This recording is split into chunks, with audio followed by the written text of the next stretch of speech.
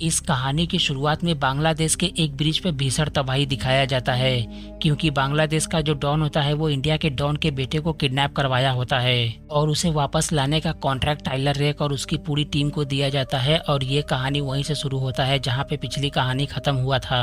तो जब Tyler rake नदी में गिर जाता है तो उसकी टीम को लगता था कि वो मर गया, मगर जब वो लोग उसको नदी से निकाल के चेक करते हैं तो वो जिंदा होता है और ये लोग उसको सीधा वहां से दुबई लेके जाते हैं। और जब उसे होश आता है तो उसको पता चलता है कि तकरीबन 1 साल से वो कोमा में था और निक उससे कहती है कि तुम 1 साल बाद होश में आए हो। इसके बाद वो उसको ऑस्ट्रेलिया लेके जाती है। वो बताती है कि तुम यहाँ पे अकेले रहो, अपनी हेल्थ को इम्प्रूव करो, उसके बाद बताती हूँ कि क्या करना है। साथ ही निक कहती है कि यहाँ पे तुम्हारी जरूरत की हर वो चीज है जो तुम्हें चाहिए, तो तुम अपने रिटायरमेंट की मजे लो, हम लोग यहाँ से जाते हैं। इसके बाद जॉर्जिया में जोराब को दिखाया जाता है। उसका आदमी उसके पास आके बताता है कि मैंने सुना है कि आपके भाई की 10 साल की सजा वो लोग बढ़ा रहे हैं। दरअसल इसके भाई ने एक गवर्नमेंट ऑफिसर को मारा होता है, इसलिए उसको सजा मिली होती है और उसके साथ में उसकी पूरी फैमिली भी जेल में होती है। इसके बाद जुरैब एक गवर्नमेंट ऑफिसर को बुलाता है जो असल में उसी का आदमी होता है और वो उससे कहता है कि तुम मेरे भाई की सजा ना बढ़ाओ, जिस पर वो मना कर देता है कि मैं कुछ नहीं कर सकता और जुरैब उसको वहीं पर मार के दफना देता है। इसके बाद वो वहां से चला जाता है। इधर टाइलर के पास एक आदमी आके उसको बोलता है कि मुझे तुम्हारे पास तुम्हारी एक्स वाइफ ने भेजा है और उसे लगता है कि ये काम तुम्हारे सिवाय कोई और नहीं कर सकता। टाइलर पूछता है कि क्या हुआ उसे, वो ठीक तो है ना। इस पर वो कहता है कि उसे कुछ नहीं हुआ पर उसकी बहन को हुआ है और वो इस वक्त जॉर्जिया के जेल में है अपने पति के साथ। और तुम्हारी वाइफ मिया को लगता है कि सिर्फ तुम ही हो जो उसे उस जेल से बाहर निकाल सकते हो, क्योंकि उसके पति ने ही उसके 2 बच्चों के साथ उसको जेल में बंद किया हुआ है और जेल में उनका ध्यान डेविड का भाई जिसका नाम जुरैब है वो रखता है, क्योंकि वो दोनों बचपन से ही मारकाट और दंगा फसाद देखे होते हैं, इसलिए वो खुद को जिंदा रखने के लिए जुर्म की दुनिया में कदम रख देते हैं। और आज सिर्फ इनका ही बोलबाला है और ये दोनों भाई वहाँ के बहुत बड़े डॉन होते हैं और तो और ये दोनों जॉर्जिया के पूरी गवर्नमेंट को अपनी जेब में रखते हैं। मगर डेविड ने अमेरिका के एक सरकारी एजेंट को मारा होता है, इसलिए उसके साथ साथ उसकी पूरी फैमिली को कैचेरी प्रेजेंट के जेल में बंद किया है और तुम्हारा काम यह है कि तुमको उन सबको उस जेल से बाहर निकालना है। तो जब तुम उस फैमिली को वहां से बाहर निकालोगे और जब ये बात डेविड को मालूम होगा तो उसका भाई जुरैब अपनी पूरी नगाजी आर्मी को तुम्हारे पीछे लगा देगा और वो तुम्हारी धज्जियां उड़ाने में कोई भी कसर बाकी नहीं रखेंगे।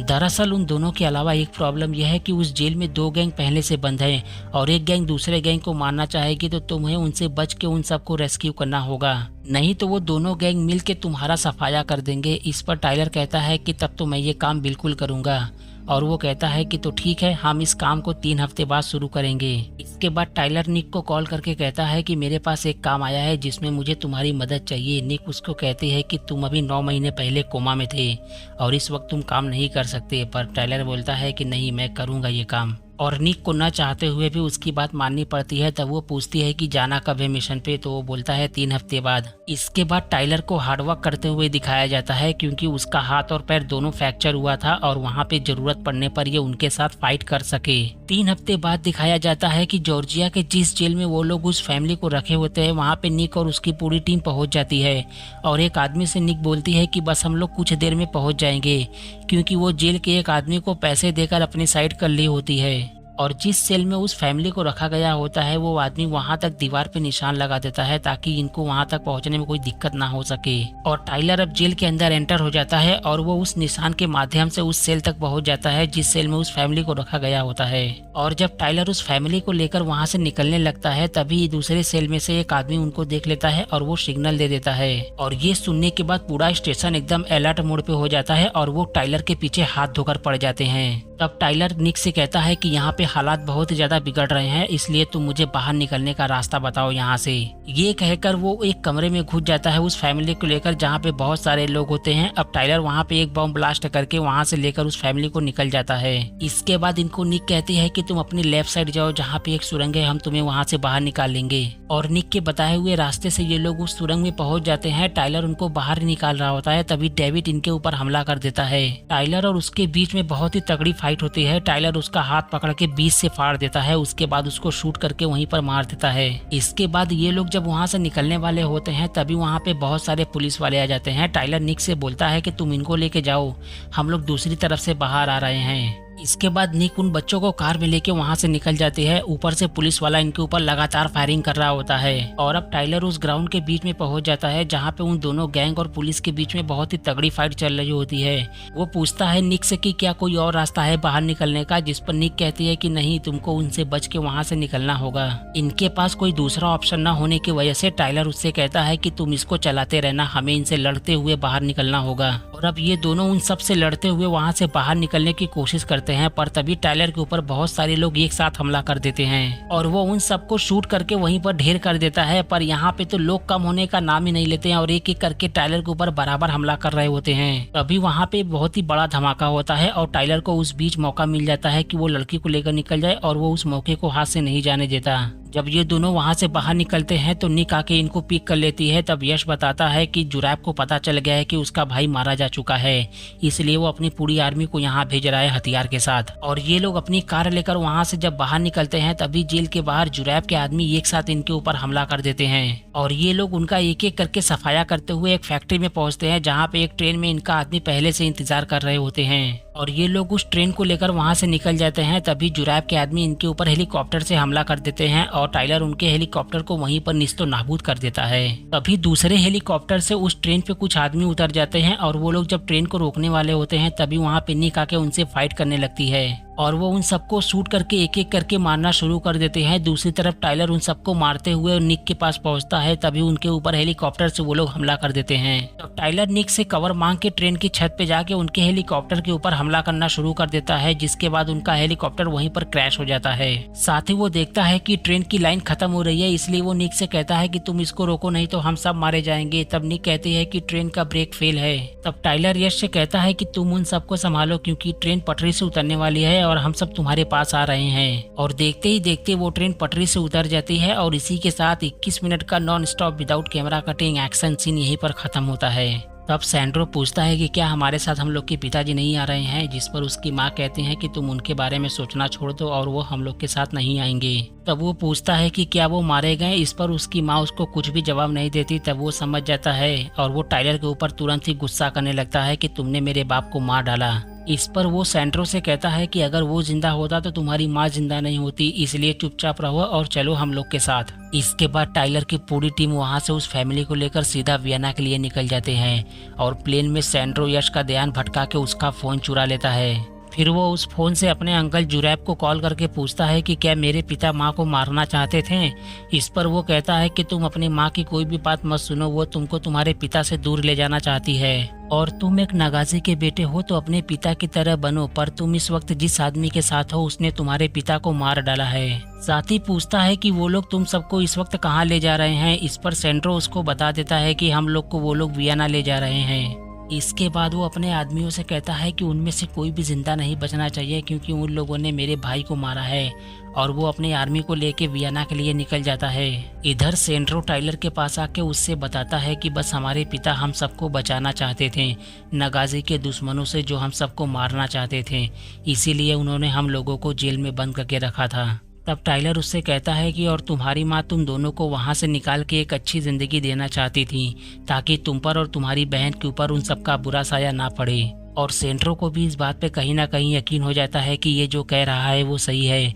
तब वो उससे कहता है कि हमारे यहाँ होने का मैंने उनको लोकेशन दे दिया है और वो लोग कभी भी यहाँ पे आ सकते हैं। तभी टाइलर उनके हेलीकॉप्टर को आते हुए देख लेता है और वो अपनी टीम को अलर्ट कर देता है। वहीं सैंड्रो अभी भी उस फोन से अपने अंकल जुबैर से मैसेज से बात कर रहा होता है और उसको ऐसा करते हुए उसकी माँ देख लेती है और वो उससे पूछती है कि तुमने ऐसा क्यों किया, जिस पर वो कहता है कि मैं एक नगाजी परिवार से हूँ इसलिए। तब उसकी माँ कहती है कि मैं और तुम्हारी बहन क्या तुम्हारा परिवार नहीं है।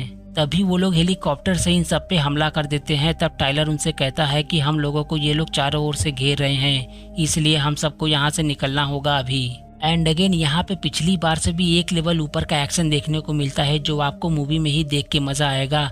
और यहाँ पे जुरैब के लोग काफी ज्यादा तबाही मचा देते हैं, साथ ही वो लोग बहुत सारे पुलिस वालों को भी मार देते हैं। और इसी बीच इनका साथ छोड़ के सैंड्रो अपने अंकल जुरैब के पास चला जाता है और उसको बचाने के लिए निक और यश चले जाते हैं। इसके बाद टाइलर और जुरैब के बीच एक जोरदार फाइट होता है और इनका फाइट तब रुक जाता है जब कांच टूटने की वजह से जुरैब नीचे गिर जाता है और टाइलर वहां से टेरिस पे चला जाता है ताकि ये लोग उनका ही हेलीकॉप्टर लेके वहां से निकल सकें। पर तभी वहाँ पे जुरैब आके यश को शूट कर देता है और टाइलर उसको बचा के हेलीकॉप्टर लेके ये लोग वहाँ से निकल जाते हैं। पर गोली लगने की वजह से यश की मृत्यु हो जाती है। इसके बाद ये लोग जहाँ पे टाइलर रहता था वहाँ पे जाते हैं। तब पता चलता है कि दरअसल यश तो निक का भाई था। दूसरी ओर जुरैब और उसके अंकल एफ्टन डिल को दिखाया जाता है। वो जुरैब से कहते हैं कि हम लोगों को यहाँ की पुलिस ढूंढ रही है, इससे पहले वो लोग हमें पकड़े चलो यहाँ से। तब जुरैब कहता है कि मैं जब तक उसको अपने हाथों से ना मार दूं तब तक मैं यहाँ से कहीं नहीं जाऊंगा। और उसके अंकल के ज्यादा फोर्स करने पे वो अपने अंकल को ही मार देता है। इधर टाइलर की वाइफ उससे पूछती है कि जब हम दोनों को तुम्हारी जरूरत थी तो तुम वहाँ से चले क्यों गए थे, जिस पर टाइलर कहता है कि मैं उसको मरते हुए नहीं देख सकता था इसलिए। तभी जुरैब उसको कॉल करके कहता है कि तुमने मेरे भाई को मारा, जब तक मैं तुम्हें अपने हाथों से नहीं मार देता मुझे चैन नहीं मिलेगा। इस पर टाइलर उससे कहता है कि तू बता कहाँ आना है और ये मामला अभी के अभी रफा दफा कर देते हैं। इस पर वो टाइलर को एयरफील्ड बुलाता है। इसके बाद वो वहाँ पे पहुँच के सबसे पहले प्लेन और जितने भी कार्स होते हैं वो सबको तबाह कर देता है ताकि ये लोग यहाँ से कहीं ना भाग सकें। फिर वो जुरैब के एक आदमी को मार के चर्च के अंदर जाता है, पर जुरैब सेंट्रो को एक जैकेट में बॉम्ब फिट करके उसको पहनाया होता है, जिसका रिमोट कंट्रोल जुरैब के पास ही होता है। और वो सेंट्रो से कहता है कि तुम उसका गन लेके उसको शूट कर दो, पर वो ऐसा करने से उसको मना कर देता है। तभी वहाँ पे निक आ जाती है और इनके बीच फायरिंग होना शुरू हो जाता है और उस फायरिंग में निक को गोली लग जाने की वजह से वो घायल हो जाती है। और फिर क्या ये देखकर टाइलर उसके ऊपर भूखे भेड़िए की तरह टूट पड़ता है और इन दोनों के बीच काफी तगड़ी फाइट होती है।